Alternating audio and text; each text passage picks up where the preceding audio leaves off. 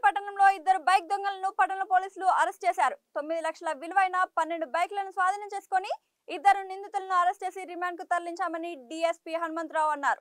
అదే విధంగా Sattenapalli sub division పరిధిలో 150 సీసీ కెమెరాలు ఏర్పాటు చేశామన్నారు. ప్రతి వ్యాపారి షాపుల వద్ద సీసీ కెమెరాలు ఏర్పాటు చేయాలని సూచించారు.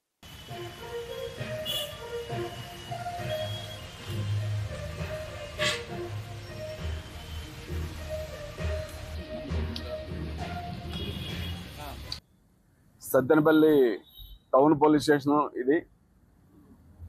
ఈ టౌన్ పోలీస్ స్టేషను మరియు మా సత్తెనపల్లి సబ్ డివిజన్ పరిధిలో రాజుపాలెం మరియు సత్తెనపల్లి రూరల్ పరిధిలో సుమారు ఒక 12 మోటార్ సైకిళ్ళు, సత్తెనపల్లి టౌన్లో 7, అలాగే సత్తెనపల్లి రూరల్లో 4, రాజుపాలెం లిమిట్స్లో 1, మొత్తం 12 బైకుల్ని ఈరోజు మా సత్తెనపల్లి టౌన్ ఎస్ఐ గారు వారి ఆధ్వర్యంలో మొత్తం రికవరీ చేయడం జరిగింది.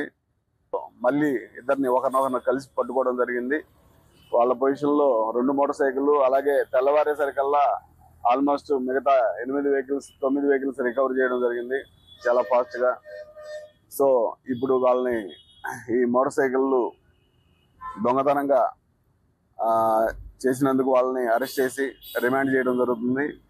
ప్రతి బిజినెస్ ఇన్స్టిట్యూషన్ ఏదైనా సరే, అది ఏ షాప్ అయినా సరే, ఒక బిజినెస్ అంటూ జరుగుతూ ఉందంటే మీరు ఒక షాప్ పెట్టారంటే ఆ షాప్ ఎదురుగా 2 సీసీ కెమెరాలు మెయిన్.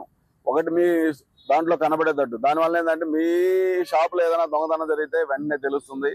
2 సీసీ కెమెరాలు బయటికి ఎవరన్నా మీ షాప్ దగ్గరకు వచ్చి దొంగతనానికి వచ్చేవాళ్ళు కానీ రోడ్డు మీద పోయేటువంటి మూమెంట్ తెలిసేదానికి 3 కెమెరాలు పెడితే చాలు. 3 కెమెరాలు ఖరీదు వచ్చేసి 10,000లో పెట్టుకోవచ్చు.